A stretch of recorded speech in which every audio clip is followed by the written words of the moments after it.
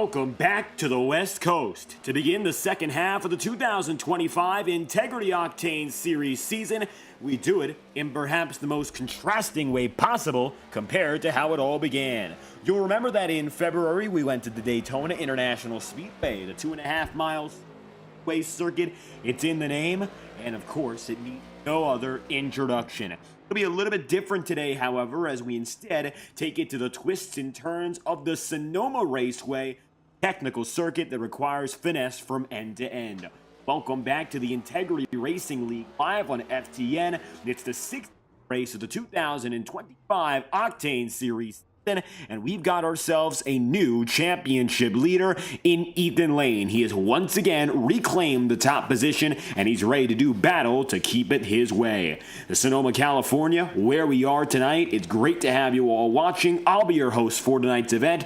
I'm David Kreutz, commentating and producing. Drivers are provided with 10 minutes of qualifying time today. It's a little bit longer of a circuit compared to most of our others. However, this is the shorter Sonoma configuration, coming in at only 10 turns and just about 1.9 miles here, so it's going to give way to similar racing lengthwise and time-wise to Watkins Glen. It's not as much like the longer Sonoma circuit, which was a little bit more similar if you look back to the history of road course racing in NASCAR to Riverside, California. Similar conditions, visually and otherwise, that is scorching so far. We'll discuss that more so as the night progresses. To this point, Zach Scrintinol, one of the many on the way in qualifying, not a driver yet, with a time set, 7 minutes and 15 seconds still until we get to work. Sam Nieto in the second position as Nate Campbell drops it in P1. Campbell, the rookie who is now second in the championship race, is looking to maintain position and elevate himself once again. He and Ethan Lane have been jockeying for the top spot ever since Watkins Glen.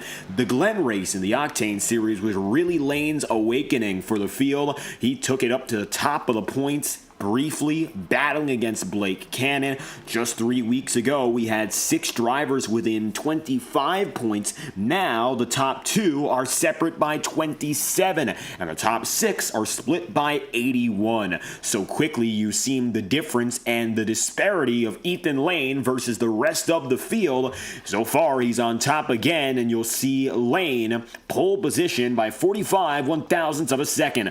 Ryan Bean drops a heater on his first lap. He's only 45 thousandths of a second behind. Bean gets it up to P2, and very quickly he could find himself up at the top of the board, of course, if he gets a little bit more out of this next lap. Lane is still on the way, and he's concluding his final, coming across the line now. The Carvana number 6 goes top of the board once again, 0.2 of a second quicker with a 1:15.251. That is Lane's fastest lap of the session. As for Ryan Bean, looking to see if he can have any strong rebuttal. Gap is now 1/4 of a second as he exits the carousel portion and goes right through the final S's. It's going to be the hairpin that makes the difference. So far, Bean doesn't look to be on the same pace as Lane. Close, however. We'll see what he can do out of the final corner for Ryan Bean. 1:15.475. Put him up to second. Gap is now 224 thousandths. At the line for Ryan. 1:15.345. Faster, not enough. He'll stay on the front row and stay ahead of Nate Campbell, but he will not move up his position. Blake Cannon now on the way. Cannon, 8th place, a second off of the pole position. It's a strong qualifying run, but by all means, Cannon believing he can do more. Blake was able to come away with a podium finish last night in the Integrity Ignite Series. As we went racing, of course, in what ended up being a restart-filled event toward the tail end. The intermediate circuits we've gone to time and time once more. Last night, again, a 1.5-mile venue, but it took place in a little bit of a different form yesterday. Wasn't anything like the others. It's the mini superspeedway in Atlanta. Blake Cannon bowing out of his second lap. It won't be enough. And it looks like now Cody Smith on the way. Cody's in 12th, Jared Davis 13th, Matt Sisler 17th, Brian Yazik in 18th place. 21 drivers have taken a time so far.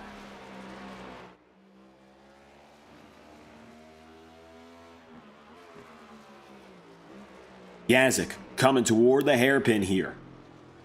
And it looks like he's already taken his 2 validated times, so he's just taking extras for the time being.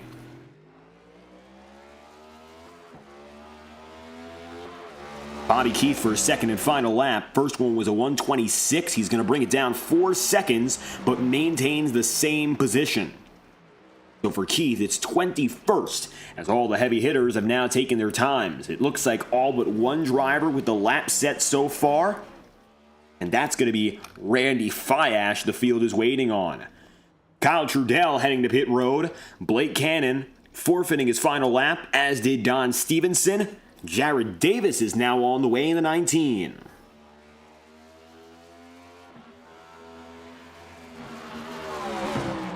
Davis looking to get back up inside the top 10. He's a driver who we are, of course, expecting great things out of. He's got himself a reputation on the public service of iRacing. In the ovals, however, when it comes to road courses, not quite. While he's got a perfect safety rating and an over 6,000 oval I rating, when it comes to road racing, it's D-Class and 1375. So for Davis, maybe he is not the #1 driver to look out for, but he's taking practice laps, which are going to prove important for him as the race goes on. Qualifying is usually what determines who has the best chance at winning, yes, but when it comes to that midfield, the scuffle could be anyone's game. And it means that for Davis right now, while he'll qualify outside of the top 10, it's not unlikely to suggest that he'll be able to make upwards of 3 positions.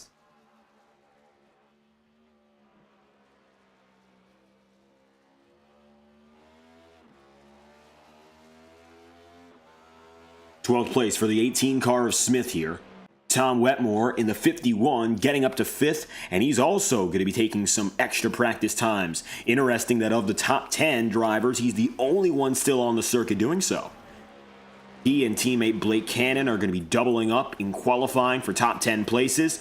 Last night, it was 3rd place for Cannon and 6th for Wetmore in the Ignite Series. And once again, Roadhouse looking strong early. Cannon was able to get his maiden Ignite Series victory at Sonoma last year. He burst onto the scene and, in his part-time campaign, collected victories in both the Octane and Ignite Series, something which he has already been able to replicate so far. Wetmore has 2 wins so far on the Tuesday nights, and once again, backing up the 2023 season with more victories. Currently, Tom is 12th in the points, and he is now 19 points away from a top 10 spot in the title battle.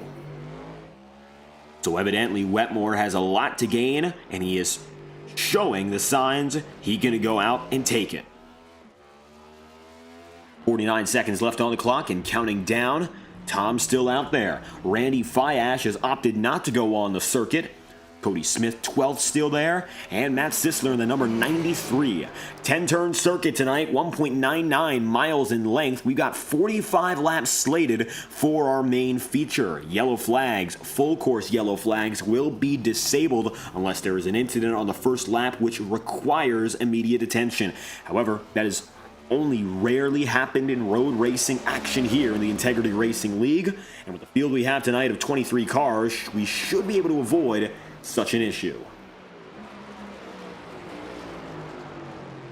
Matt Sisler driving solid, but it's no doubt about it again for Ethan Lane, the winningest driver this season. Gets it to the top of the board once more. That will be Lane's 5th pole position of the season, getting in there with a quick time of 1:15.251. Ethan Lane to the top of the board, and he's looking for what could be his 8th win on the season. Slated as the favorite already, Lane will be beside Ryan Bean on the front row.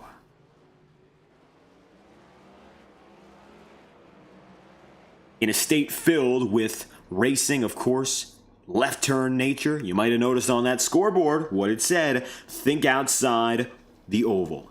And I think that's something that's become most important, as you've seen, of all the California NASCAR circuits. This one now stands with far less competition. At one point, you had Riverside, California, the Auto Club Speedway in Fontana. You also had the Ontario Speedway in California as well. Ontario is gone. Of course, you see the Auto Club Speedway now gone, and we're very unlikely to see it again. Riverside, California, gone as well. One that stands is Sonoma, and we're privileged to be back in California all over again. Drivers taking their extra practice laps now in a 5-minute session, but the qualifying lineup has already been decided, and among them are the heavy hitters and some juggernauts to look out for from further on back. Welcome back to the Octane Series, live from Sonoma. Ethan Lane grabs the pole position in the number 6. It's his 5th pole position of the season as he looks to go 50% with a win rate, starts and wins. He was able to match his own personal ratio, but again, he hasn't made every race. So in 16 races, he's looking for that 8th win, regardless of whether or not he showed up. He'll start beside Ryan Bean in the 26. Look out for Bean tonight, perhaps to be the underdog to go at it. Remember, at the Circuit of the Americas, Ethan Lane didn't win, and instead it was Scott Eckridge. Anything is possible tonight. Nate Campbell, the rookie who's been stunning so far, he lies 2nd in the championship standings. And you see that number 45 runs 3rd. 4th place is Nicholas Ward. Tom Wetmore, P5. Woody Mahan ends the Super 6, and he's right there in the 49, his best road course qualifying effort. 7th place will then be Don Stevenson in the number 47. Nick Tarbuck is going to be 8th. Blake Cannon 9th, Zach Scrinthal P10, Kyle Trudell in 11th, and Cody Smith rounds out the top dozen. 13th place, just beyond the confines of the 18 car, is the 19. It'll be Jared Davis today, starting then with the final spot in the Baker's dozen. Sam Nieto goes P14. It's Ross Cato, then in 15th, John DeBarro in the 61, 16th place, with Matt Sisler and Brian Yazik 17th and 18th. The final drivers on your field tonight go as follows, with Josh Gallagher 19th, Sean Kalis 20th, Bobby Keith 21st, the final man to take a time, and Randy Fiash then in 22nd. Eli Cars in the 82 rounds out our 23 starters tonight, all set to go back to battling in Sonoma. Ethan Lane collects his 5th pole of the season. Bean and Campbell are right behind him. Mahan sets the tone well with his best qualifying effort across the twists and turns.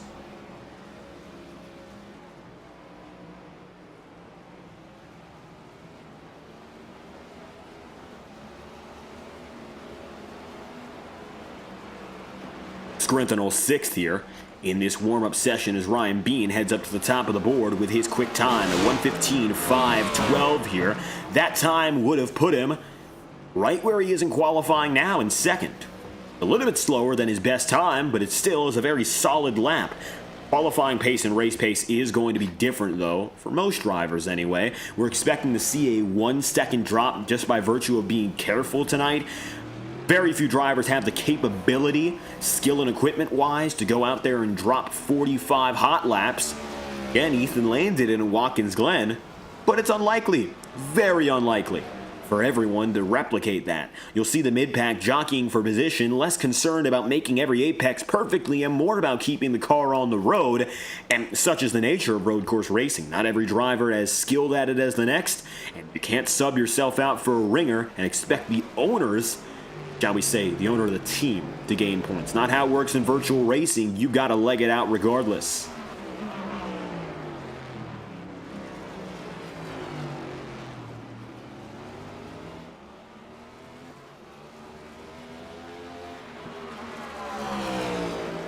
Qualifying is concluded, as has practice. Ryan Bean sets down a heater in our final warm-up session, and it'll be the 26 car above all else as the grandstands are now packed.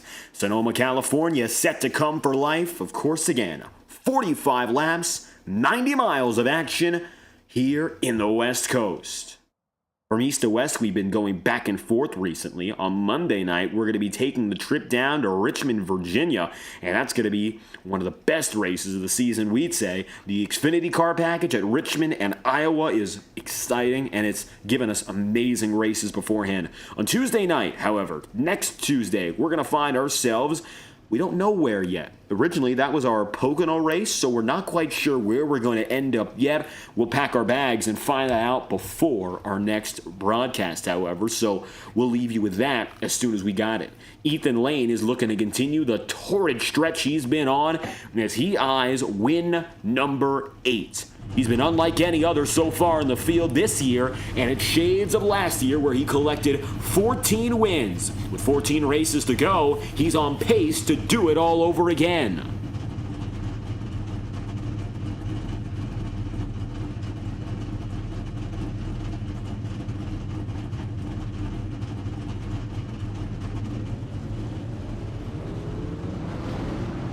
Lane, Bean, Campbell, and company behind get on their way.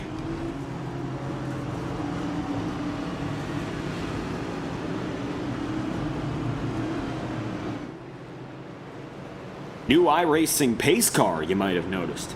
First time on broadcast here for the BMW variants. Added in just a few nights ago.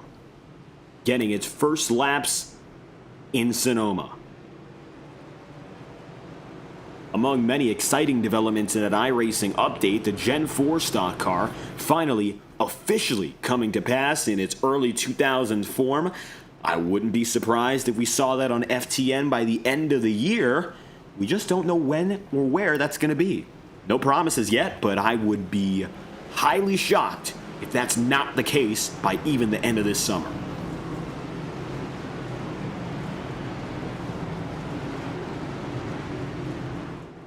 Track conditions, we alluded to them previously, so let's talk about it. The ambient temperature is 86 degrees Fahrenheit with low relative humidity coming in at about 25%. So the fans are going to be all right, but the drivers, maybe not quite. We're coming in at a track temp of 109 degrees. It is scorching on the circuit, and it's maybe the opposite problem of what we saw yesterday in the Ignite series where the humidity really gave way to troubles.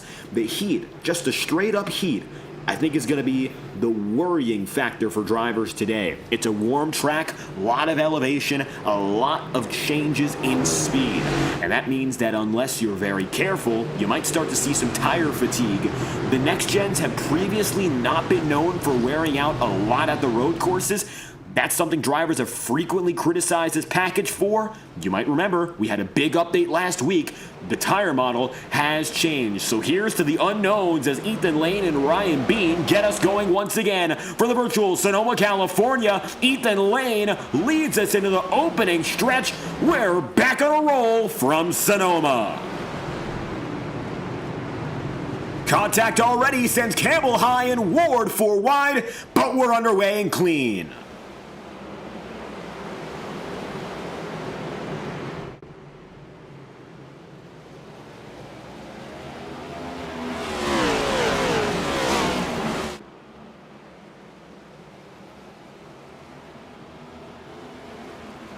Blake Cannon all the way to the inside, and he's going to hit the gravel. The 44 car gets out of the way with minimal damage, but as you can see, heading toward the S's, far out of shape, and now running dead last. Blake at the back end of the pack, and that is horrible news for his championship cause. Take a look at this replay, and you'll see why. Looks like he just got loose beside Nicholas Ward and swings to the inner portion of the track, kisses the right rear, and he should be able to continue. At the line, Ryan Bean leads, Randy Fiash slides, and so now you got the number 26 at the top of the board after one.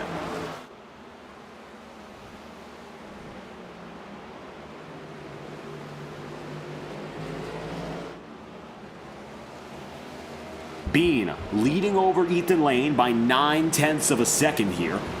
And it looks like Ethan giving way for the ever-aggressive 26 early. Now, we've seen this play out beforehand. We saw it play out in Watkins Glen in the Ignite Series just a few weeks ago. Another driver battling lane, getting ahead early, and having a chance in the opening stint. But how quickly will Ryan Bean be brought back to reality? Or instead, is he simply the better driver today? We're going to see. Zach Scrintinol, now 7th place, 16th to 10th. John Zabarro, the biggest mover so far. Talked about qualifying not being everything so far. The upper mid-pack might see those bigger changes. 14th to 9th is Sam Nieto. He has gained now 6 places as well. Sam, a reminder that he is actively involved in the championship race, is 4th in points, coming in tonight just a few off of Nick Tarbuck. One to the outside as the field gets away. Don Stevenson and Brian Yazik pulling through. Tarbuck is 3rd in points. He's going at it now with Nate Campbell. Campbell, of course, is now only 1 position behind him, and so it looks like still the advantage is with Nate in this title battle.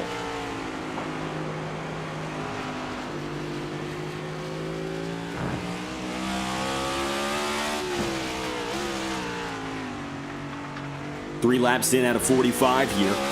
Blake Cannon making the biggest error of the night so far as he drops back now to 18th place, 9 back on where he qualified. It's going to be Nicholas Ward, Nick Tarbuck, and Nate Campbell all going at each other, triple N. And this is the battle from 5th to 7th. Good positions up for grabs here as Roadhouse Racing has one driver thriving in Tom Wetmore. Wetmore gaining 1 to go to 4th. 3 laps in out of 45. Woody Mahan up to the podium. Backing up his best qualifying effort so far with his best early race performance. Oh, to the inside. Look at Nate Campbell getting by Nick Tarbuck. That was a dive into the tightest portion and the slowest portion of track all at once. Now that was tricky. And truthfully, I'm shocked it worked out as Campbell sees on the inside of turns 2 and 3. Nick Tarbuck try to get back and he just can't. Narrow motion from the 45 of Campbell. And as such, Tarbuck falls a little bit further behind, gets in the gravel there, and he's leaving the room open for Zach Scrintinol. A risky play from the 45, but when every point counts, you gotta go for it. Now you'll see the 97 of Ward having to defend a little bit harder, knowing what Campbell is capable of there. Don Stevenson with Brian Yazik coming about. See here with Don. No issue so far for the 47 in getting away, as now he runs in 12th. Just behind John Zabarro as Cody Smith gets up to the top 10. Cody now running up 2 spots from where he qualified. So he's gained from 12th to 10th as he comes to the inside on Sam Nieto. Doesn't go for a pass here. He gets back in line. Campbell is really looking for Nicholas Ward. Just hasn't found the opportunity to pass. At the line, a half-second difference between Ryan Bean and Ethan Lane. Lane still has, of course, the 2nd spot. It's still all Ryan Bean up and ahead of him. Campbell peeking to the inside, can't get the grip. And he's going to go where Tarbuck went, just sliding out of the opening section. Grandstands are filled, stakes are high. Nate Campbell looking for opportunity here. 10-turn circuit, and every turn counts now. Nate to the inside as we come toward the S's. And into that brief carousel. Rounding the outside, getting back to business. Nate up to 5th. Watch further back. It's going to be Sam Nieto with a whole lot of pressure now. The 18 of Cody Smith is ready to put him on him.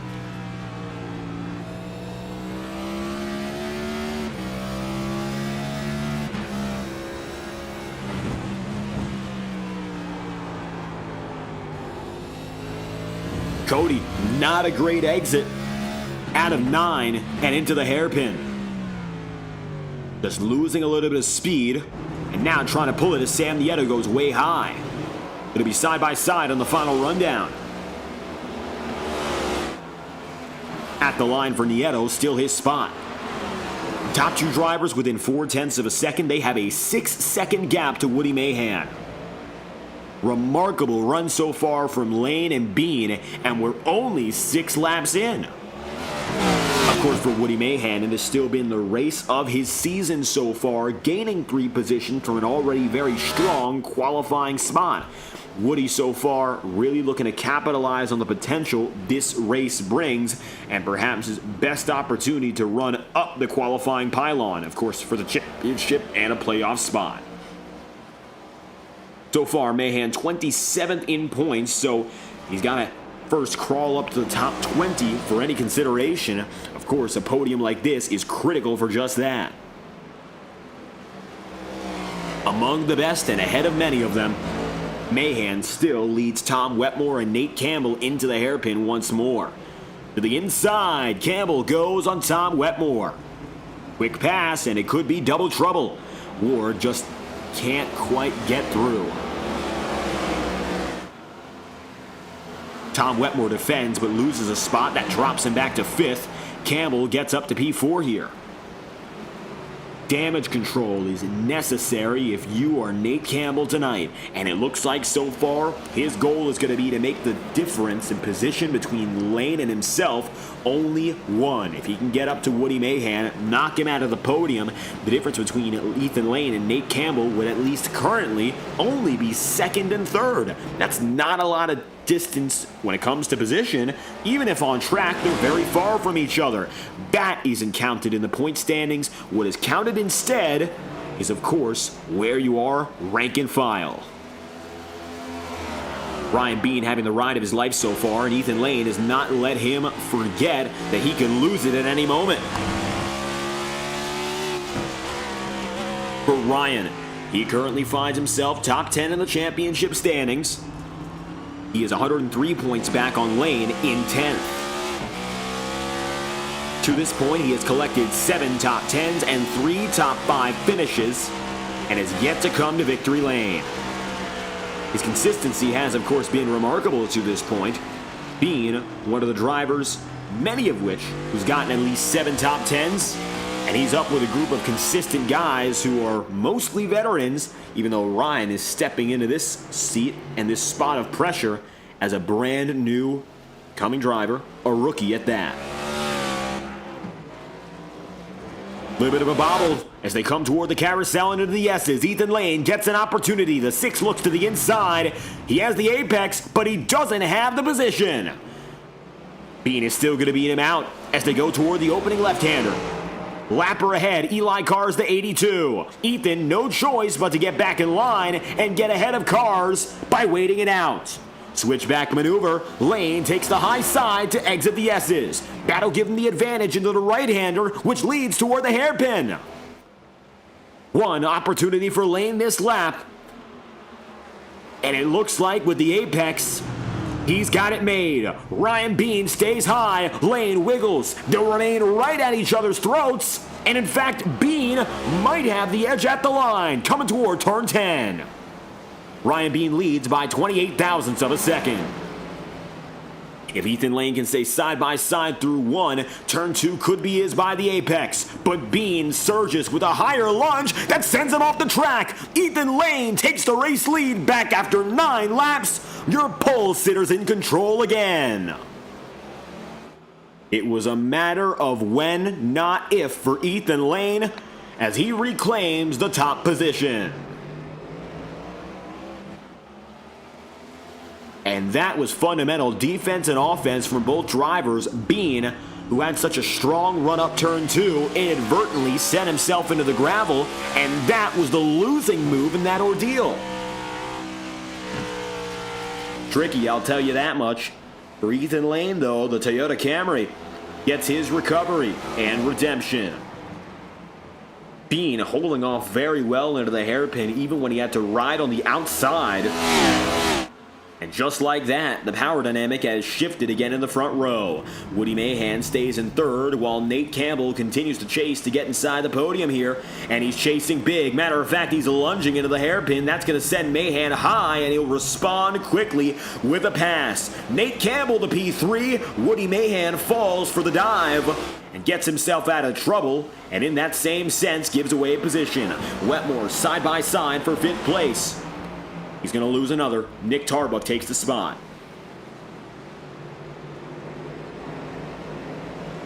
Talk about great driving up and in front from all of the drivers at the head of the field here. They are racing meticulously. Here's Kyle Trudell. Trudell had some early troubles on lap 1. He ended up sputtering out of line and luckily saved himself without much issue. Currently, he finds himself fighting for 10th. Gets by the lapper, the 82 of Eli Cars. And as he does so, it now looks like he's got a better chance at trailing this line again. John DeBarro is blocking both Cody Smith and Zach Scrintinol into the apex right before the S's again.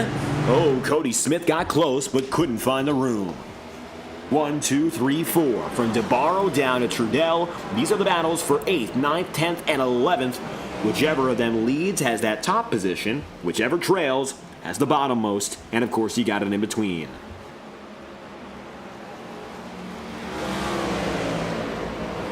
Ten laps in out of 45, and we're just about at the quarter waypoint of this race. Into the hairpin again. Everyone slows it down. To a speed of about 36 miles an hour, John DeBarro hits the hairpin. It is the slowest corner on the circuit, and it is one of the slowest road course racing corners across the country. It's a lot like the half mile in Martinsville, although there's even less banking, and it's an even tighter 180-degree turn. And from going at over 150, backing it down 120 miles an hour all in one, it's difficult. More difficult than many drivers from the outside give it credit for. And that's why you see incidents there and passes for position.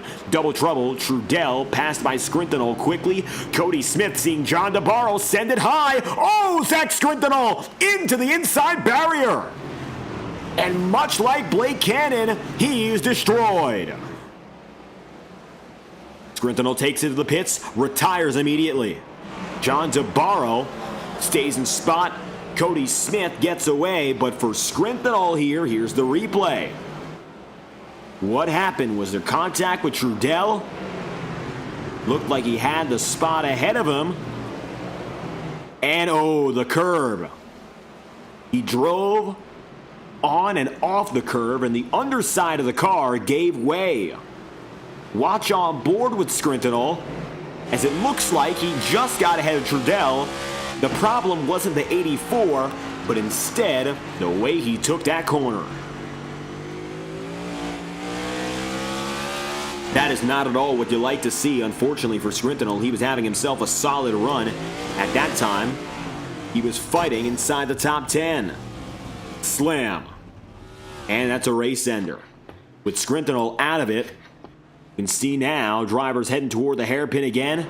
Cody Smith now running in 15th. And it looks like he too had some troubles.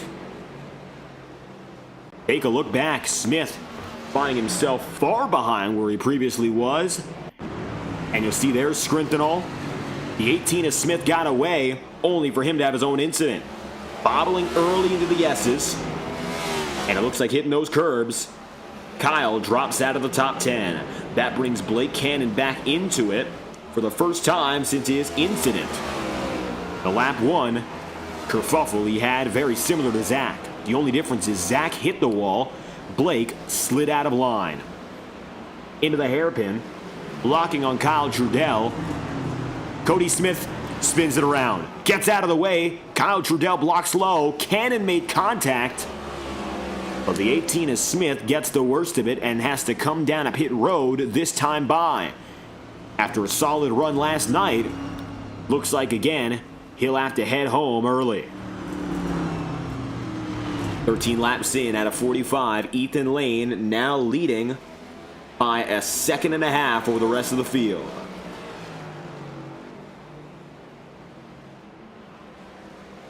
Ethan's got it made. And it looks like, of course, that's just going to come down to his own racing style and errors now. Oftentimes, he finds himself his own enemy in a situation like this, where he pushes himself unlike anyone else. 13 out of 45. 5th to 5th is Tom Wetmore. 6th to 6th is Woody Mahan. 4th to 7th is Ward. So qualifying in the top 10 still proves to be a big advantage, but then you'll see some outliers. John DeBarro is now 16th to 8th. Kyle Trudell 11th to 9th, and you'll see here, Trudell is looking for a spot on DeBarro. Can he cross him over into the hairpin? He tries, just can't get the exit.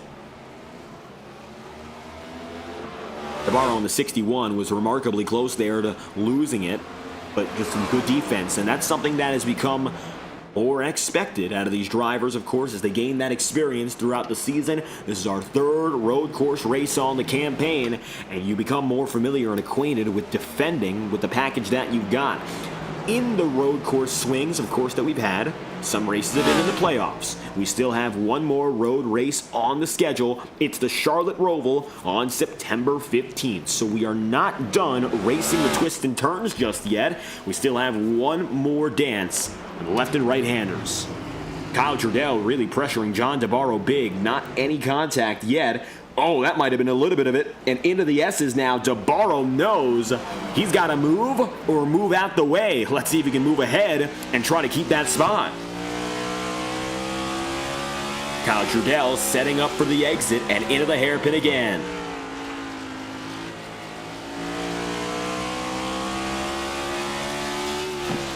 Seen some big lunges. Trudell decides not to go for it. Oh, but a wiggle from the 61 and an unforced error. Kyle Trudell wiggles in his own right. And he could have had a shot at going side by side. Both drivers bobble. All the while, it's going to be Blake Cannon watching them both. Cannon has the best seat in the house for what has been his redemption arc. He's gone from all the way back to the 20s up to the top 10 again. And he's done so in most of it just by getting out of harm's way. He got some contact from Cody Smith during his scuffle as he went around to the hairpin. But either way, Cannon looks to be quicker than the drivers ahead of him. He's just looking for an out. Look at that. High up, maximizing the exit, setting up for a long run. There's Woody Mahan. Oh, Mahan is slow. Woody Mahan has problems. The 49 car, previously inside the podium, just got freight train out of the way. And why was that? Well, watch this. Contact with Nicholas Ward. 97 spins him out of the way and disposes of him quickly. And that's going to send Woody to the bottom of the top 10. Meanwhile, Kyle Trudell seeing Blake Cannon and John DeBarro side by side. DeBarro loses one spot, might be able to take it back. Blake Cannon up high, and we are 3 wide at Sonoma. One's got to give. That will be DeBarro. Blake Cannon gets to the inside of Trudell, and it's a 2-for-1 pass. Blake Cannon goes double trouble in the final sector, and that moves him up to 7th. With Woody Mahan falling behind, it's actually 3 passes in 1 minute. Huge for Cannon. Just being persistent, just staying on the track, means that he will fight another day. Great running so far for Cannon. Currently 5th in the championship standings and looking for a net gain as he runs ahead of Sam Nieto. He might actually be able to pull a position out of this race in the championship. Woody Mahan is now sitting 10th, and after the remarkable start he had, that contact with Ward really sends him down the train. He's had a great run so far, and hopefully he can pull it back together, but he has a little bit more damage on him, particularly on that left rear. Aerodynamically, that might prove to be a big issue as the race goes on. Randy Fiash takes the apex from John DeBarro. That's going to send DeBarro way wide, and that's going to give a better opportunity for Mahan to catch up. While the mid-pack has been close, the head of the field is clearly decided. Nate Campbell running 3rd, Ryan Bean running 2nd, Ethan Lane out in his own world now with 3 seconds to the next driver, and as Bean enters the S's, Lane is closer to exiting it. Ryan was able to lead for the opening 9 laps. And from that point onward, Ethan Lane, as we know him, has taken over. He's coming toward the hairpin now as we speak. Kyle Trudell in the 84 watching after Blake Cannon. Cannon able to go for those quick passes at the end of lap number 14. Of course, now in a great position to gain points when early on it looked like the race was a lost cause. Zach Scrintonall going to be the only noted retiree. Sean Kalis 12 laps down as it stands. It looks like just very far off the pace tonight. The pit road previously, Cody Smith, Eli Cars, and Randy Fiash. Then the rest of the field, 18 cars are on the lead lap.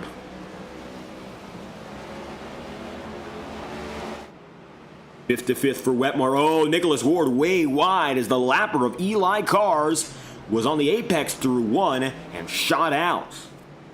Nicholas Ward is in his own world now, running in sixth. Woody Mahan, the last driver he was battling with, then they had that contact. That sends the 97 to the back of the top 10. Still, 4 drivers only split by 4 seconds, the first of which is Blake Cannon. Then from Cannon, you got to go down the line, and you'll still see Trudell, DeBarro, and Mahan. Trudell has been able to keep up with Cannon.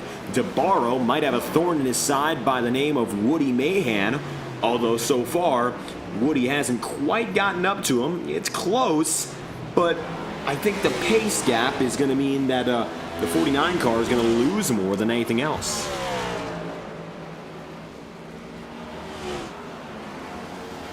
Coming up on the lapper of Eli Cars again. That's going to be Wetmore, of course, getting by. Then Nicholas Ward, Blake Cannon to the outside of the 82. Kyle Trudell gets a little bit tighter now. Oh, Blake Cannon, brake smoke. He's going to lock up, go high. Kyle Trudell with a rebound pass out of your penultimate corner. Through the hairpin and into 10.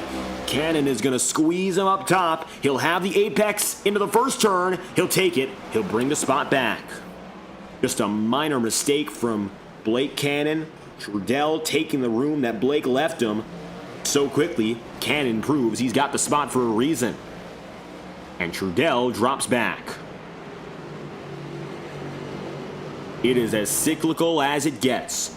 Back and forth.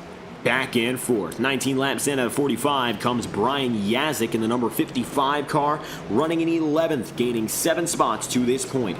18th to 11th, and he's one of the many drivers knocking on the door of the top 10. Of course, to this point, qualifying has determined your upper pack. 8 of your 10 top 10 qualifiers are still inside of the top 10. The only exceptions now being 7th to 15th in Don Stevenson and 10th to 22nd, the retiree in Zach Scrintonall. Otherwise, getting up front to begin with is always a sign you got the pace to continue on. Race pace has been slower for a lot of these guys, as we expected. Again, Tom Wetmore we're looking at here qualified with a 1:16.08. However, he has not put in a verified lap quicker than a 1:17.2. That's the lap time he put in at lap number 20 here. So clearly, drivers slower than their all-out pace. Let's check on Ethan Lane, though. How much slower has he really been? Well, to this point, he has been a little bit slower.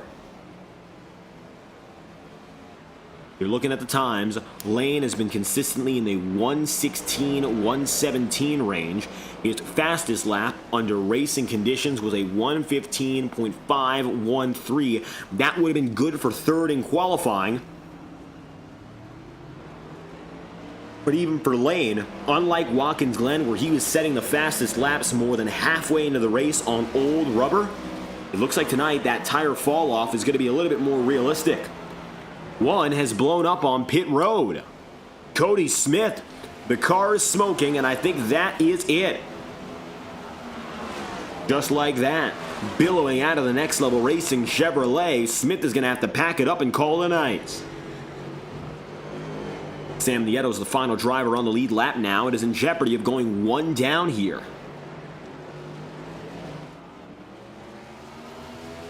All but one driver further than 10 seconds back on Ethan Lane. What a remarkable run already.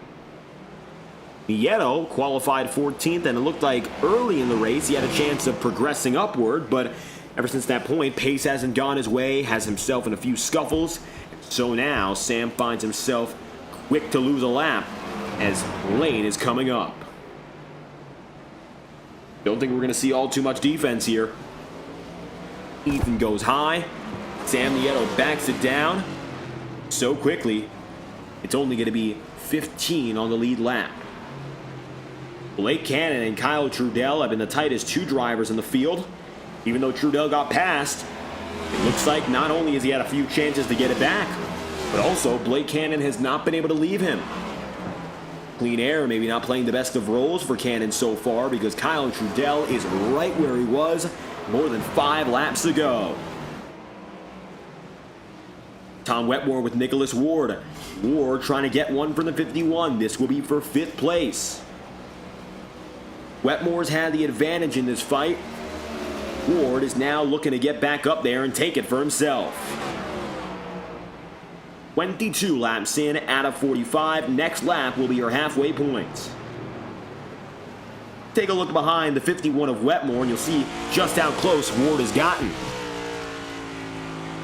Tom is 12th in points. Nicholas is 11th here. The gap between them is only 7 points. So every position matters as they are both on the cusp of entering the playoffs. And not only are they going to have to compete against themselves, but they are also going to have to figure out what it takes to compete against the guys who are ahead of them in the championship. So as a result, this is a pivotal battle to see who makes it through the regular season. So far, Wetmore and Ward, neither of which making any contact. Ward having that incident with Mahan. Hopefully, we're not going to see any repeat of that, although Nicholas has been putting down an increasing degree of pressure. To the inside goes Ward by about half a car width. Wetmore gets him on the apex. If you've enjoyed tonight's coverage so far live on FTN Broadcasting, make sure to let us know. We're coming up on 3,000 subscribers on the channel, and we would love to have your support as we get closer and closer to that all-encompassing milestone. Summer coverage on FTN is going to be stronger than ever with the SNT Summer Series coming on from this week to the rest of the summer's conclusion. Saturday Night Thunder returning, the Integrity Racing League keeping it strong all throughout the summer months, and the Highline Racing League entering season 21 alongside the Schumacher Racing League on Sunday nights. A lot to look forward to if you're a sim racing fan on FTN. 23 laps to go this time by as one of our most prolific drivers already with 22 Integrity Racing League career wins. That is Ethan Lane at the head of the field. Coming across the line again to finish another.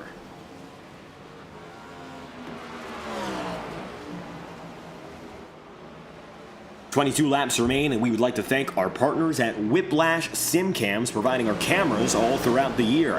Whiplash SimCams has been an immeasurable help in upgrading our iRacing camera services for this year and beyond, and there's no better place to start than with Whiplash. Discord server has free packages available. Blake Cannon spins! The 84 of Kyle Trudell puts the bumper to the 44 at the slowest spot of the racetrack. Cannon parks it. And that just might be the night. Oh, so quickly he'll tow himself. And after such an arduous time, making it up into the top 10, one clink is the difference. 3, 2, gone. And on second look, I'm not quite sure if there was contact. Take a look from the onboard perspective of Kyle Trudell, and we'll see here.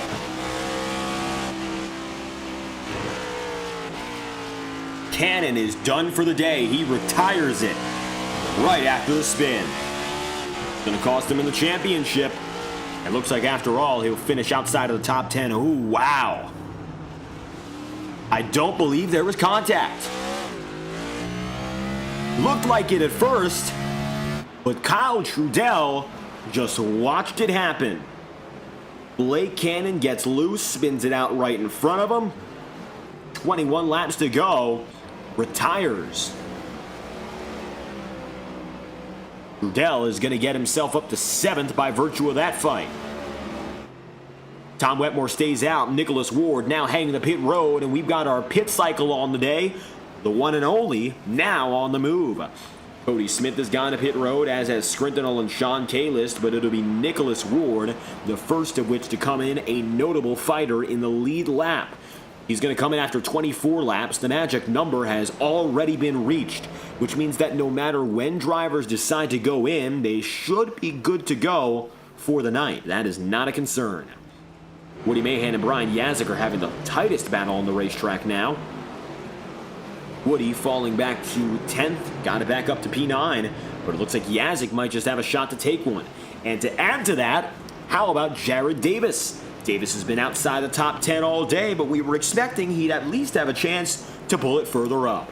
Qualifying 13th today, Davis is now up 2. Looking for an opportunity to go up 2, of course, maybe a little bit higher. Will we finish this one? Yazik in the 55, 18th to 10th.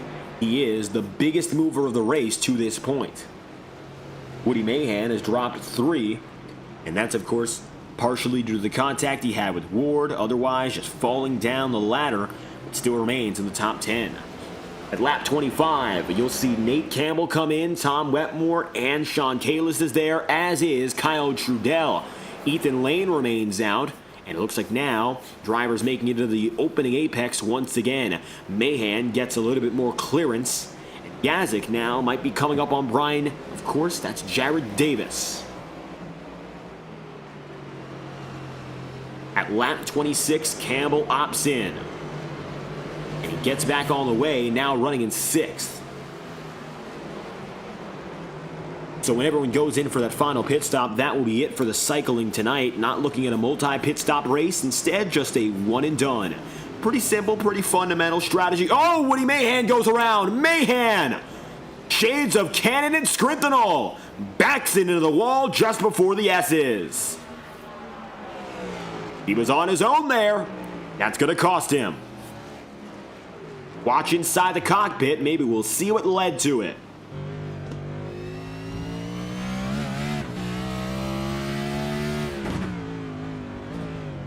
Barrow getting away there.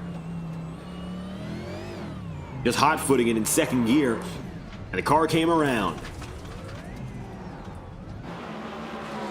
For Woody, he's still running in 8th as it stands and might cycle outside of the top 10, but chooses to stay out this lap. Ryan Bean getting back on the way, as is Nick Tarbuck. They both just went down to pit road for lap 27. They're now with the youngest tire in the field. Still looking at some holdouts, including Ross Cato here in the number 12 car, Brian Yazik in the 55, Jared Davis and Mahan. Now John DeBarro in 3rd, and Ethan Lane, your leader, also waiting it out. More and more the field opts to go to pit road. Bean might just be next here, nobody giving the signal through text chat tonight.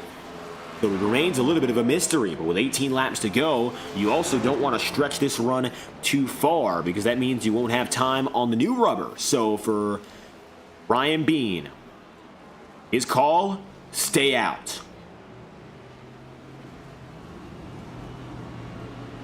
He'll follow Lane.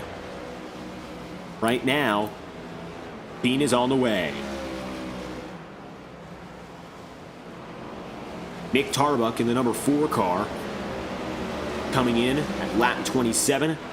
Now coming up on Nate Campbell, who went in at 26. And this is the first real test head-to-head to see if that 1 lap difference means anything. 18 laps to go now. These two drivers have both been fighting in the top 5. Campbell desperately going to need it because it looks like, again, Ethan Lane has him outmatched. Lane has been able to lead the most laps on the day so far. He grabbed the pole position. He's led at least a lap. Now he comes down to pit road, but it's very likely he's going to cycle out as the leader. He has a 41-second advantage coming in, and that is untouchable. Keep in mind, pit lane costs the driver 41 seconds. Appears on average. So Ryan Bean is going to have to put down a good final sector. He's got his only shot to get up to the lead here.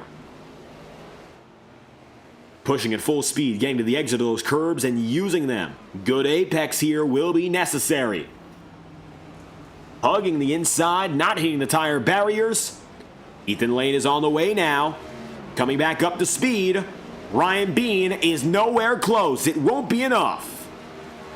And Lane at lap 29 enters and exits pit road on top. So Ethan gets back out there without breaking a sweat.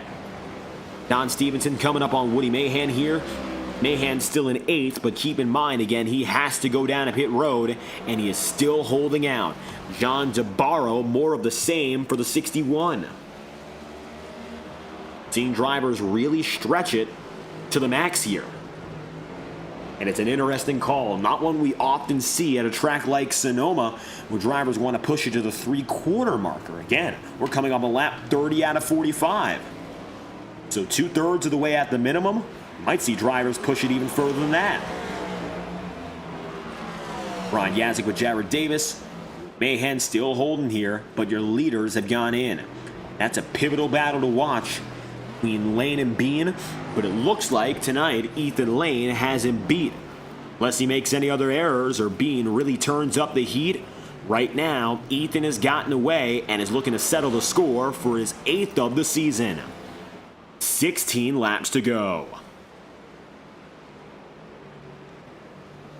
No cautions tonight. Brian Yazik and Jared Davis, the closest battle on the field as they come out of the hairpin.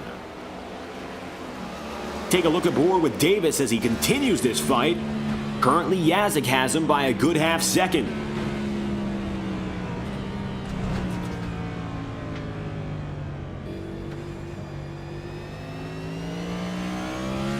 Up the apex and still on the chase.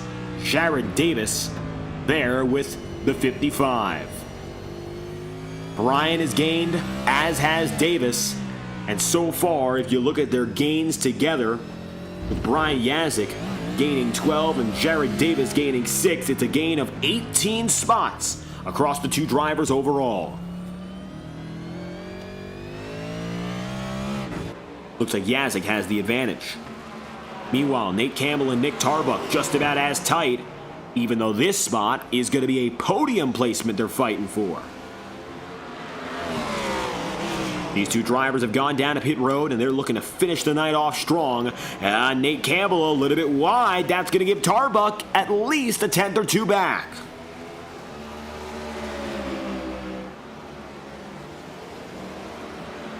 Now that was as strong as it gets. A quick run like that, off a corner. Going to help out immensely for Tarbuck, but wasn't able to capitalize to this point.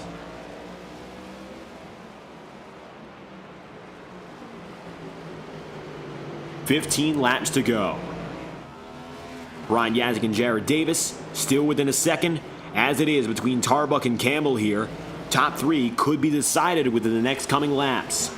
Nick is currently championship standings 3rd. Between he and Nate Campbell, only 11 points. Nate has the advantage coming in. If he maintains position ahead of him, he will guarantee stretching out that 2nd place. If not, however, Nick Tarbuck could chomp into the gap, and it could be single digits, points-wise, by the end of the night. We got some wild card races coming up on the Octane Series schedule. First and foremost, we really don't know where we're going next week. Pocono Raceway was scheduled for the 24th of June. However, as you know, that's not going to happen. We already went to Pocono. The Twin Ring Motegi was on the schedule for the end of May and the beginning of June. We were supposed to go there previously. Didn't happen. Pocono ended up being the destination. As a result, of course, now we have one empty spot on the calendar to fill, and our next points-paying race after that will be July 15th. That's going to be at the New Atlanta. That's a wild card. That's no doubt. So to get some settled points in before we go into a week and 2 weeks, in fact, of unknowns, that's a big deal. And every driver knows that. So emphasizing that opportunity of waiting to make it count. Well, don't think you can wait any longer. 14 laps to go. Ross Cato and now Nicholas Ward are battling for 10th. Another battle that has tightened up in the most recent laps. Cato has been mostly outside of the top 10 today. This is the highest spot he's been running it under green.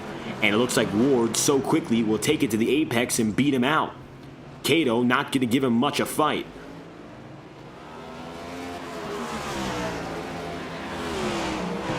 Tom Wetmore breaking away from the two. Puts Tom in 9th place.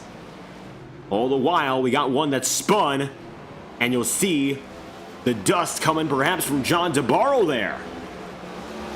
Now take a look back and you'll see DeBarro in the 61 running 5th, as either he came up on the incident or he was the one responsible.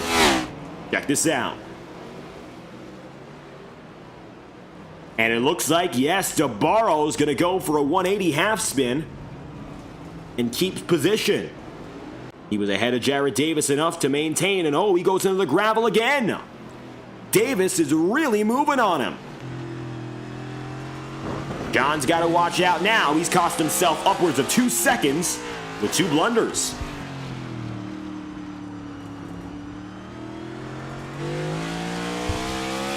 And it looks like it's not only the tires which are giving trouble, but also, without a doubt, maybe a little bit less confidence in the car. Shuffling back and forth, putting it together. John DeBarro now is in striking range for this man, the 19. Davis looks low. DeBarro looks as high as they can go. John is to pit road. The holdout ends. A reminder that drivers still have to make their way in. And now Sam Nieto does as well. The only one in the top 10 that hasn't is Jared Davis, who runs in 5th. 12 laps to go. Nate Campbell and Nick Tarbuck have been keeping each other honest all night long, and it looks like even still, the battle between them comes down to a position in the championship and a point in this race. Of course, one opportunity, one mistake could be the difference between the 45 being the winner of the battle or the 4 being the winner of the battle. So far, it's been Campbell with the advantage, and it looks like he is strengthening his gap through the S's. Neither of which have to go down to pit road again. That's expected, of course, at this point of the race. But to finish the job, well, just comes down to a waiting game. Does Nate Campbell have a little bit more in him to aggressively defend? Or do you go on the offense if you're the driver of the 4 in Tarbuck? Is it better to push hard or to bide your time? 11 laps to go. This is the tightest battle inside of the top 10, although Nicholas Ward now is coming up on Tom Wetmore. We'll see if this battle develops into anything. So far, it looks like Ward is just a little bit too far behind. His front end is impounded, but he's gaining big into the hairpin. Great exit, great midway. Just couldn't get it off the exit there, but he is letting Tom Wetmore know he ought to look out.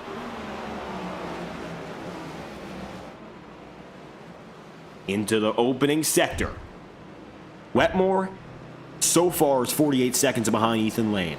The gap has only expanded for the 51 team, and of course Roadhouse Racing not having the best of nights, qualifying strongly for both Cannon and Wetmore, only to see Cannon claw through the field, only to spin again and retire. So for Tom tonight, it's his job to get all the points he possibly can and finish it well. But it looks like Nicholas Ward here, who was directly battling him 11th and 12th respectively in the championship. Ward has no choice now but to fight with all his might and take that position. Nicholas is looking for the shot. Can't quite get there. Nate Campbell and Nick Tarbuck remain the same spot, a little bit more distance.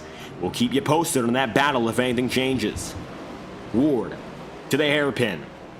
Wetmore's going to get the edge. Ward gets it to the inside. Ooh, almost got side by side there, but just couldn't get the exit again. Really risking it by diving deep, as opposed to going to the patient route. Take a ride aboard again with the 97 of Ward.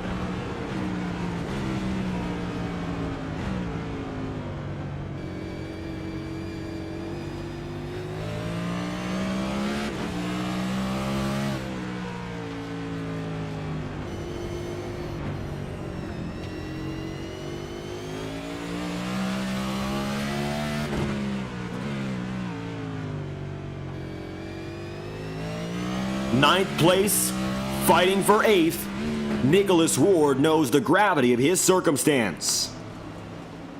While Tom Wetmore has 2 wins to rely on, Nicholas Ward has only 1. So far, stat-wise, these two have been pretty similar. 4 top 5s and 7 top 10s for Ward. 7 top 10s, 5 top 5s for Wetmore, and Tom has outclassed him in the win category 2-1, although otherwise has been practically replicable seasons with a few small differences in between. Goes to show exactly why they're meeting each other at the head of the field all over again. Wouldn't be too shocked to say that it could be anyone's race when it comes to these two. 9 laps to go this time by.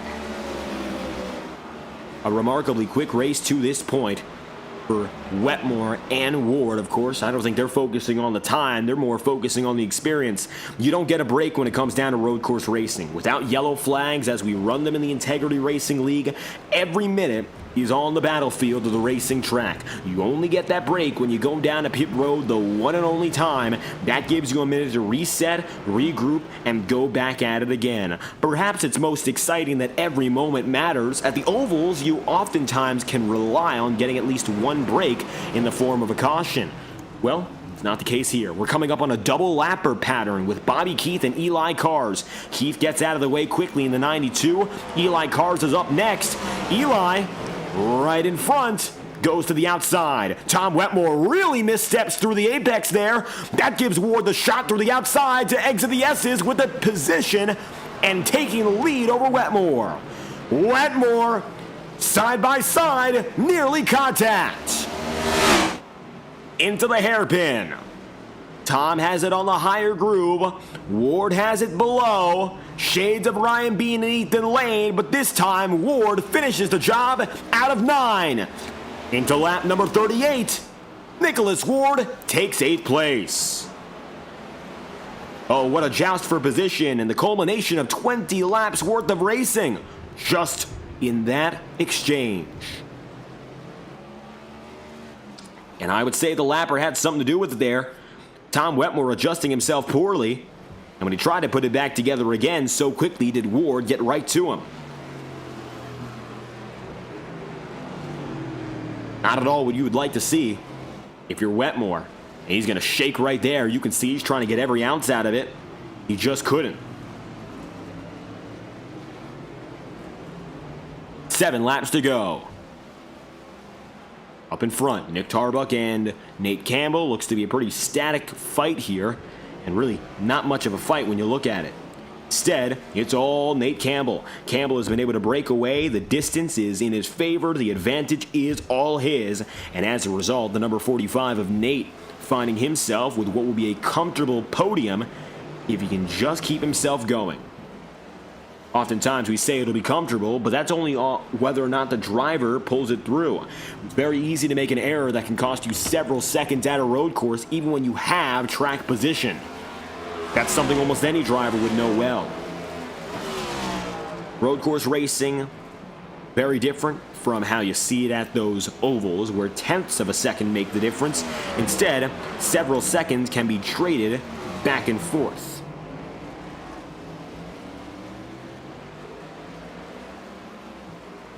Coming across the stripe once again. 7 laps to go, making it to 6th. 13th to 7th, one of the biggest movers on the day. Jared Davis up 6 as is. Kyle Trudell 11th to 5th. Up 5 is Ross Cato. It looks like he's now the final man on the lead lap and will be able to take away a top 10 finish. Great for Cato, who runs 13th in the points and needs a good race every week. Road courses aren't always his specialty or his strong suit, but it looks like even if that's so, he's been able to capitalize and make the most even out of a more unfamiliar situation. And that's what you need, the versatility to come through. Lane has versatility, and that's without doubt, and now he's only got 5 more laps to prove again that he is the heavyweight in this field. The next closest driver in terms of victories is Scott Eckridge with 4. Then you got Wetmore with 2, Lane and Ward with 1 apiece. Nicholas Ward, that is. Ethan Lane is looking tonight to double the next best driver in terms of victory.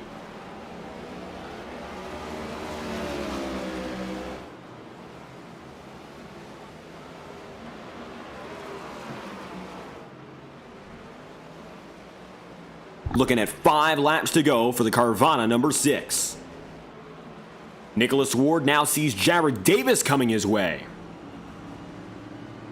Davis has not at all been involved with the fight with Ward, and it looks like right now you might see a little bit of a difference. You see Tom Wetmore in the 51 still far out. Ward and Davis, Jared no longer having the advantage. Nicholas takes it up to what will be P7 and stretching the gap on a points rival in Tom Wetmore. Wetmore's only hope in these next few laps is to regain a position and take it back on the man ahead of him. And Ward, of course, that's no longer possible. It'll be Jared Davis. Top 5 are separate by 40 plus seconds. 44 seconds at the line last time.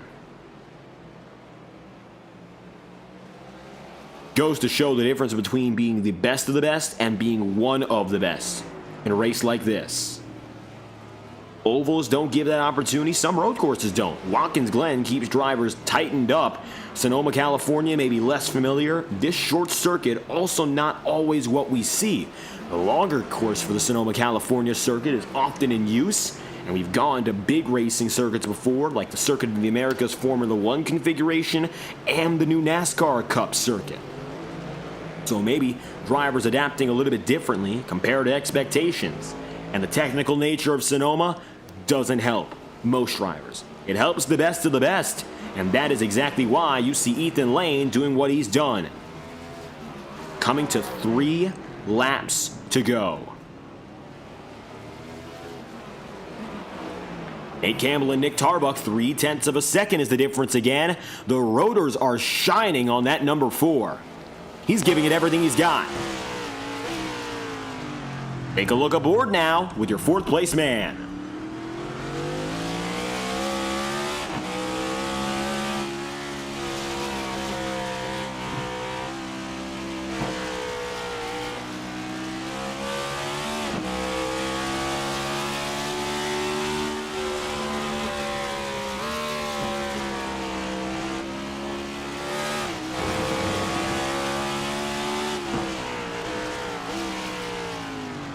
For what was about a lap, Nick Tarbuck was falling behind. Of course, it looks like he's reclaimed all the position he previously had. Falling back to as close to a second behind as he was, it's a surprise that he's gotten it back together so quickly. However, it's all about the passing game. Sonoma has a lot of great passing opportunities, but it also comes down to the errors of the drivers around you. Nate Campbell, in the last few laps, his pace has been consistent. It looks like he's been hovering around the 117 range. And it looks like last time by, 117.473. Tarbuck was actually a 10th slower, but the late sectors have looked really good for him. To the inside, peeling to the bottom right before the S is here. Campbell does not give in. He will not fall for the early lunge. That keeps him in 3rd. Ethan Lane is coming to 2 laps to go, while Nate Campbell and Nick Tarbuck are finishing it off.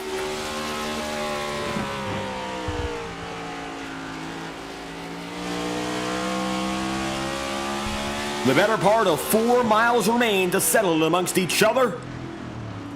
Nate Campbell close to contact. Tarbuck gets loose, can't get there. And it's going to be all Nate Campbell again. Ethan Lane wiggling out of that corner. And as you can see here, that's just pushing himself to the limit.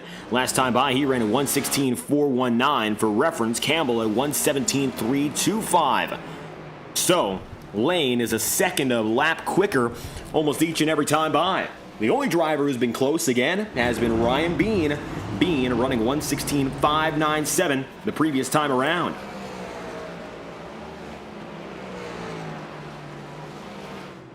Tarbuck still not there on Campbell. He'll have to set himself up for the white flag lap if there's any opportunity for the Domination Intimidation Racing number 4 to come home ahead of your 2nd place man in points. Ward is 7th 5 seconds back on Don Stevenson. Stevenson, always a solid, underrated road course racer, and he's proving it again today. Quietly coming just under a top 5. And if Kyle Trudell makes a mistake, who knows? He could be up there. At the line, gap between these two drivers is going to be as tight as it's ever been. 0.3 of a second with 1 lap to go. That's the battle for third. Meanwhile, Ethan Lane is making through his final lap en route to his 8th win of the 2025 season. Nate Campbell leading Tarbuck up the hills as we make our way toward the S's. A little bit of a bobble there from Campbell. It's do or die now for Tarbuck. Coming toward the brief carousel portion. This is it. Nick decides to go for a later apex on the entry to the final run. Meanwhile, through its exit, Ethan Lane. Coming to the S's, the men battling for third, but the dominant driver of the day is the number 6 of Ethan Lane. California dreaming, and it looks like tonight came the best of all. Not a miracle, but planned by design. Ethan Lane wins his 8th of the season at Sonoma in 16 races through the hairpin. Campbell stays low. Nick Tarbuck lunges high. It won't be enough for the 4 car. Campbell takes third.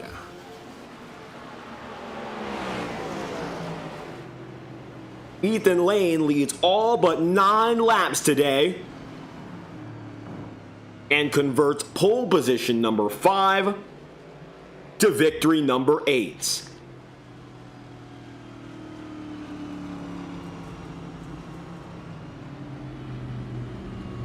It is his 22nd, of course, Octane Series victory.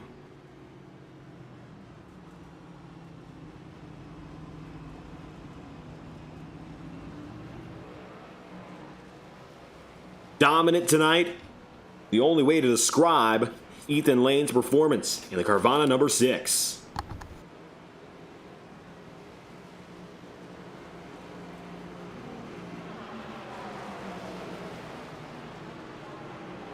On the season, Ethan has now won 2 of our 3 road course races. Scott Eckrich winning at the Circuit of the Americas. Lane picking up victories at both Watkins Glen and Sonoma, the big road course races on the NASCAR schedules. And Ryan Bean with a great event, of course. Coming away 2nd place tonight. His best race of the year by far. Leading laps early. Leading the opening 9, in fact. And pulling away while Ethan Lane now burns it down.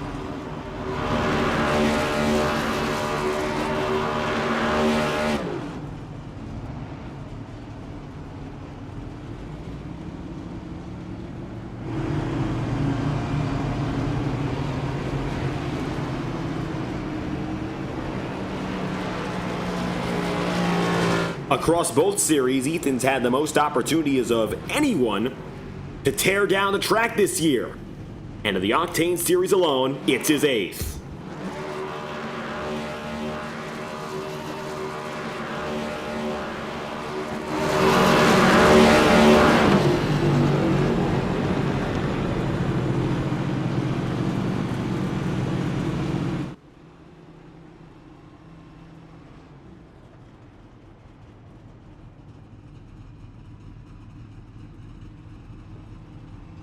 Barney the Flagman waving the checkered, Ethan Lane taking it off of the racetrack, and it's his 12th win in 2025 across the entire Integrity Racing League, and his 8th in the Octane Series. Ethan Lane leads 37 laps on the day, and that's going to be, of course, a big victory for him. 8th of the season from the pole position. Ryan Bean credited with 8 laps led from the beginning to the end, of course. He finishes 2nd as he started. Your starters on the podium, they finished there. Nate Campbell taking back 3rd, but it wasn't easy. Nick Tarbuck trying to take it on the final lap through the hairpin, and he'll have to settle for 4th today, while Kyle Trudell concludes the top 5. Don Stevenson comes away 6th, and Nicholas Ward finishes 7th, with Jared Davis, Tom Wetmore, and Ross Cato then finishing inside of the top 10. From there on out, you'll have 11th place Brian Yazik and John DeBarro in 12th. These are drivers all one lap down and beyond. Only 9 drivers on the lead lap today, Wetmore the last of which. 13th, Woody Mahan. 14th place is Matt Sisler, with Josh Gallagher then going P15 and Eli Cars in 16th. Randy Fiash is 17th with Bobby Keith 18th, Sam Nieto 19th, and Blake Cannon concluding the top 20. Final drivers on the day, Cody Smith, Zach Strinthal, and then you'll have Sean Kalist. Just like that, from beginning to end, our field from Sonoma has put it in wraps. Another road course race in the books, and the same winner as our time previous. Qualifying lineup shows the numbers, and it will show you the same guy on top, whether you're looking at the beginning of the day or the end of it. It is Ethan Lane for his 8th of the season, and while tonight he had to jockey for the opening quarter of the race, he ended up seeing the open end come pretty quickly. Victory wasn't uncontested, but another strong performance for Lane keeps him on top of the championship pylon. Win number 8, their second at the road courses this year in the Octane Series, and tonight had to battle for it early to keep it the rest of the way, Ethan, winning in California. Yeah, that was fun. A lot different than when we were at our last road course with Watkins Glen. You actually had times fall off. Not as much as I think we'd like, but we're getting there for sure. Overall, it was fun. Fun racing Ryan those first 10 laps. I was kind of worried once he got in front of me on that first lap, but kind of just took it easy there, let the tires come up to temp, and after that, it was just smooth sailing. And you hit the nail on the head with that first point you made. The tire model has been changed, and we know at Watkins Glen, you were setting some of your final laps as your fastest laps. That didn't look like it was the case today, though. Could you walk us through how it felt? A little bit of a difference, of course. Did it impact the style of your racing? It definitely did. You had to take care of the tires the first couple laps to not overheat them. So they were, after that, if you did overheat them, they were completely dead. But yeah, it just made us run a little bit smoother, I would say, instead of just trying to go for the hot lap. But other than that, it wasn't much different. I don't think dirty air really played a factor here compared to probably other speedways I will go to. But yeah, I'm just happy with the result. Wasn't expecting much coming into here. I knew Ryan would be quick, Ward and Terrabuck would be quick. I'm just happy with the result. And a performance that keeps you elevated in the championship pylon, of course. The only battle you had to focus on first and foremost was you and Ryan Bean for the first quarter of the race. How was it out there? Of course, he took the race lead quickly, only for you to take it back. Interesting. I didn't know how hard it would be to pass, but once we started going through traffic, I was like, oh, okay, this could be interesting. I kind of, the way I set the pass up, I think it was on like lap 8 or 9. I showed the nose going into the right-hander before the S's and made him go wide to where I was able to stick it. If we didn't have, I think it was Eli right ahead of us, I think we would have ran side by side through the S's. And who knows how that would have turned out. But we made it work after the fact. So yeah, it was fun. Definitely probably one of the quicker races we've done this year, but looking forward to next week. All eyes on what's next. We don't know where we're racing next week since we pulled our Pocono race 2 weeks early. But until that point, Ethan Lane, anything else you'd like to leave us with? Any comments or shout-outs you'd like to send? We'd love to hear it. Just glad everyone was able to keep it on track tonight, not have any major issues for you to put on these broadcasts, David. Everyone at Integrity who puts these races on, they get more fun and fun as we continue through the season. Ethan Lane, checkered flag for the 8th time this year, and once again at the Twists and Turns in Sonoma, California. Thank you for your time. Thank you. With lane on the way, Ryan Bean is the only other driver who was able to take some laps led on the day and certainly had himself a night. Ryan qualified second and much like Lane started and finished in first, Ryan finished it off on the podium as well, taking P2. Looks like so far practically your best race of the season by the numbers. Yeah, finally nice to get in here and talk with you. I know I podiumed last road course and I wasn't able to, but one better than this one. Hopefully, the next road course we can get one more better, but we'll see. Ethan's pretty good, so we'll take it. Anyway, any shape, any form, we'll take it. And you were able to lead a few laps there to begin with, getting to jump on lane aggressively, and we saw tonight a little bit more tire wear. Did that at all impact the battle for you? You think you jumped out early and maybe Lane just waited to claw back, or was there just a difference in how you guys are running? Yeah, no, the first run I definitely tore my stuff up. With the lead, I got the lead surprisingly, and I was like, all right, let me try to check out, and that didn't work within 3 laps. Ethan was just he's a pro for a reason. So the second stint, I started to figure it out. I was running really good laps at the end there. I'm sure he was running it easy, but for me, I was significantly better on my second run than the first run. So last week there wasn't really tire wear in my eyes, but this week there was. So that's all I've been wanting for my racing. So we'll take it. I'm just happy tires mattered today. Yeah, I'm just happy to figure it out. Tires making a critical difference for the first time in quite a while with these next gens and the road courses. That's definitely something we like to see, and it looks like you took those lessons pretty well as the night went on. Track conditions as well, pretty warm. Doesn't look like it made that much of a difference. How was it for you timing your pit stop, though? One and only, and it looks like most drivers were going into the halfway point, some others stretching it longer. What led to your call? Behind me, Nate Campbell, my teammate, we were talking the whole race, I asked if he's pitting, he's like, yep. And, he's just let me know where he came out, and he said, yeah, 5 seconds ahead of me looks clean. And that was my window. I was like, all right, we're going there. And, I didn't want to get undercut because I saw the 4 car. He was really good on the long run, and I didn't want to get caught out by that or anything. I just wanted to focus on A, keeping second, and B, trying to maybe undercut Ethan if he goes long, which he did. And then, yeah, I mean, I'm just, again, happy to hang on to second. I need some points to get up there a little bit. Huge run at the tail end of a regular season. Ryan, you were already right up there, top 10 in points, but this is a night that'll solidify your cause. Next week is still up in the air. We don't know where we're going to end up, but now you've got the momentum to hit the ground running. Until that point, anything else you'd like to add for us, of course, here, broadcast booth? Anything else you'd like to comment about before we head forth for our next event? Yeah, just got to shout out the boys at Flying V. I know a couple of us couldn't make it. Zach had a rough night, but appreciate them and everything we do and for practice. Appreciate Jacob and all the admins putting on this league. You up in the booth. Can't wait to watch this one back. Hopefully learn some things watching Ethan. And yeah, on to next week, wherever that may be.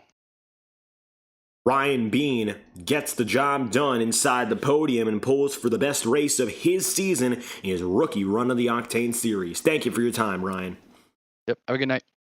With Bean on the way, one more to speak to. That's the number 45 of Nate Campbell. And in the critical stages of his championship race, Flying V Motorsports does it again with a double podium. Nate Campbell on the upper side of which, from beginning to end, Nate, it looked like you had yourself a fair few battles, even in that final turn. But either way, to keep second in the championship race, you fought valiantly and maintained the podium.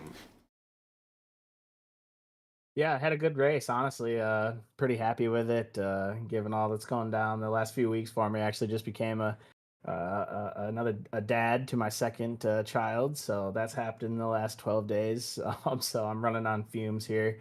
But really thankful I've been able to race every week. Got a wonderful woman live with me, so big shout out to her.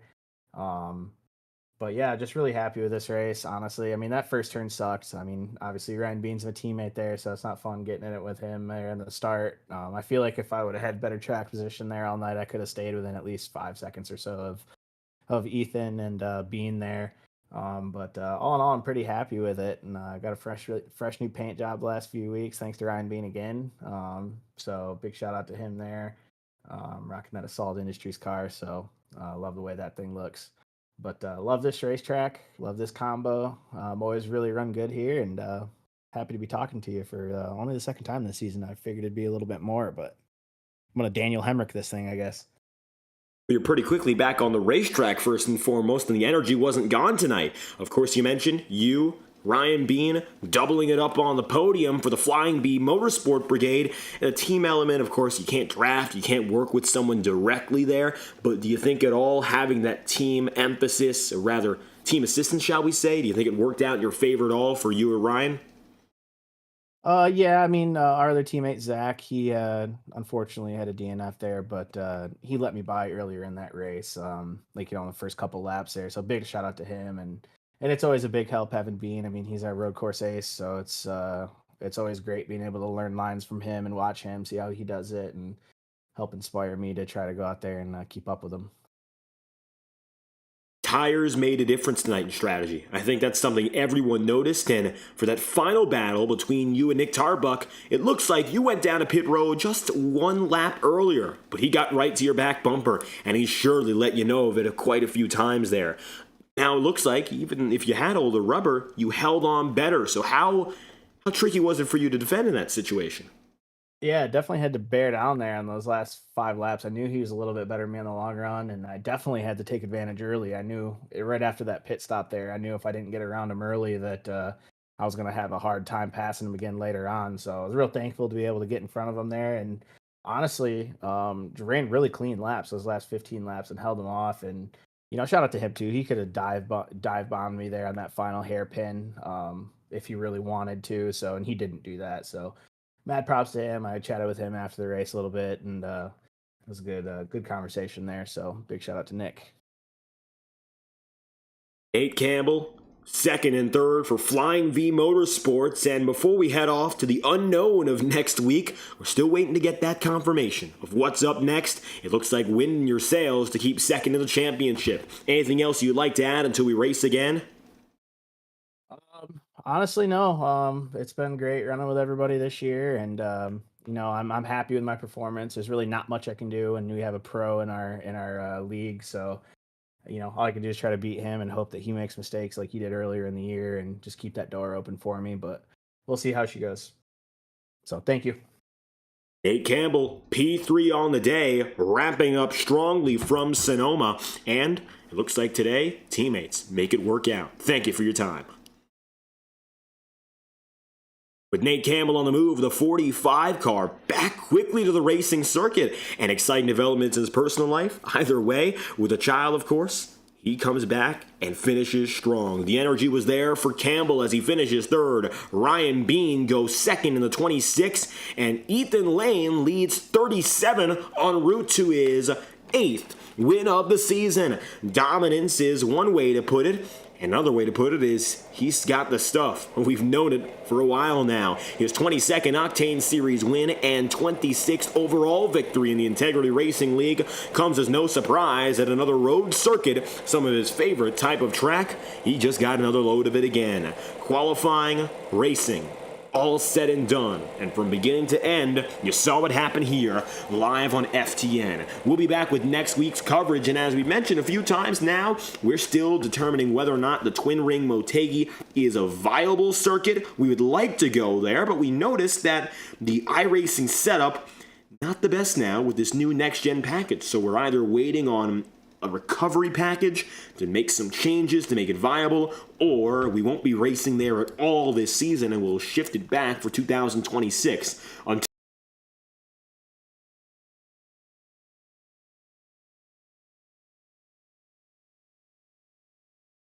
Until then, however, we'll be racing again on Thursday night with the IORA Cup Series finale. Stay tuned with us on Thursday night at 7:30 p.m. Eastern to catch all the action and return next Tuesday night for more Integrity OCTANE Series racing. I've been your host, David Kreutz, commentating and producing from the virtual Sonoma, California. We thank you for tuning in and congratulate Ethan Lane on his 8th win of the season. We hope to have you back next week for more racing action on FTN Broadcasting. Leave a like on the stream and subscribe to the channel if you enjoyed tonight's racing action. We hope you have a fantastic night. Racing isn't easy, but experiencing it is. iRacing puts you in the driver's seat with the industry's leading sim racing game. Drive on laser scan replicas of the greatest racing circuits from around the world. Go head-to-head against other drivers chosen by skill-based matchmaking to ensure competitive racing at every level. Compete across all your favorite series. In officially licensed cars, engineered to deliver the most accurate driving experience possible.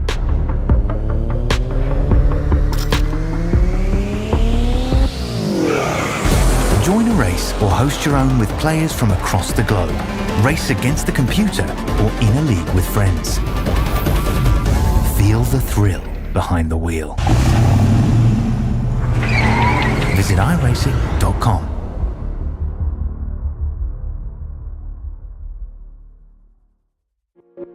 Boundless makes its presence felt. It will not be ignored.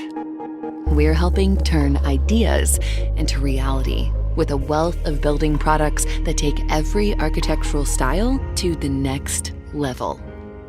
This is what it's like to imagine, build, and transform anything we want into exactly what we seek. This is what it means to be boundless.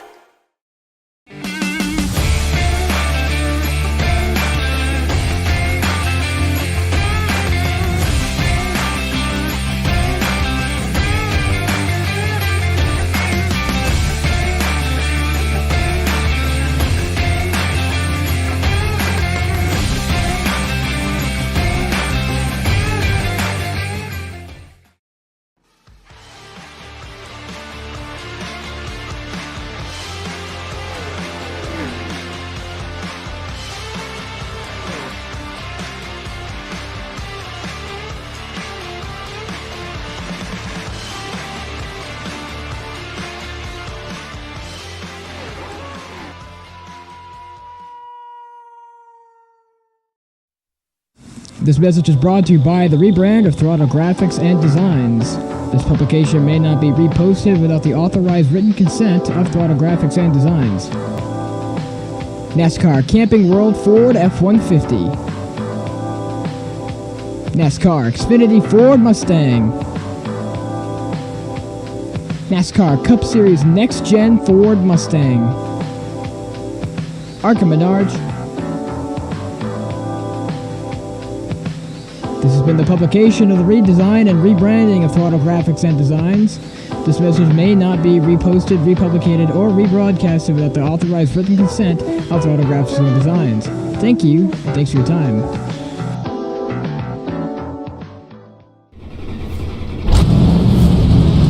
Welcome to the Underdog Racing Podcast, where we talk to NASCAR drivers from all over the great country of America. Each week, we chat about the latest races, share stories from the track, and get to know the drivers behind the wheel. We break down the action, hear from drivers about their experiences, and dive into what drives them to keep racing. Whether you're a longtime NASCAR fan or just curious about the sport, this is the place for you. So tune in to the Underdog Racing Podcast, your inside look at the world of NASCAR. Catch us every Wednesday at 6:30 Eastern.